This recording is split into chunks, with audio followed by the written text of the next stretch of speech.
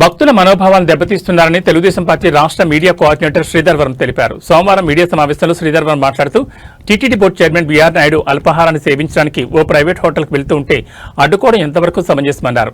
YSR Congress party నాయకులు కార్యకర్తలు గుంపులుగా అక్కడికి చేరుకుని శాంతి భద్రతలకు విఘాతం కలిగించడం జరిగిందన్నారు.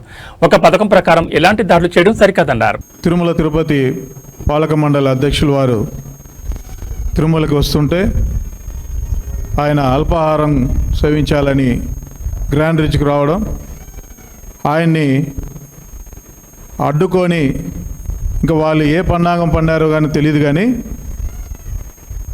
గుంపులుగా అక్కడికి వచ్చి ఇది ఒక పథకం మేరకు జరిగిందనే ఆలోచన మాకు వస్తున్నది. ఇప్పుడు పెద్దలందరూ కూడా చెప్పినట్టు 1.5 సంవత్సరం శాంతి భద్రతలు తిరుపతిలో చాలా బాగున్నాయి. ఇప్పుడు మళ్ళా రెచ్చగొట్టి తిరుపతిలో భక్తుల మనోభావాలు దెబ్బతీసే విధంగా ఇక్కడ తిరుపతి సంస్థ మీద ఏదో ఒక బురద తల్లి నాయకత్వం చెలామణి కావాలనే ఉద్దేశంతో ఈరోజు కరుణాకర్ రెడ్డి గారు కానీ వాళ్ళ తనయుడు కానీ ప్రవర్తన చూస్తుంటే తిరుపతిలో ఉన్న మేధావులందరూ కూడా చూస్తున్నారు. మీరు ఒక్కొక్క టీమ్గా పోగు చేసి ఒక్కొక్క సబ్జెక్ట్ వైజ్గా ఒక్కొక్కరిని అటాక్ చేయమని పంపిస్తున్నది కూడా గమనిస్తున్నారు.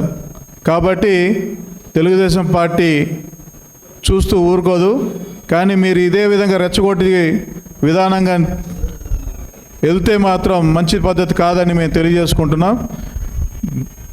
మీరు మాజీ పాలక మండలి అధ్యక్షులుగా నిజమైన చైర్మన్గా భక్తి భావనతో ఆ కుర్చీలో కూర్చున్న వ్యక్తిగా అయితే మాత్రం తిరుపతి శాంతి భద్రతలు కాపాడాలని మేము మరొకసారి మీకు విన్నవించుకోవడం జరుగుతుంది. లేని పక్షంలో ప్రతి దాడికి మేము కూడా సిద్ధంగా ఉంటాం. ఇది మంచి పద్ధతి కాదని మేము తెలియజేసుకుంటున్నాం.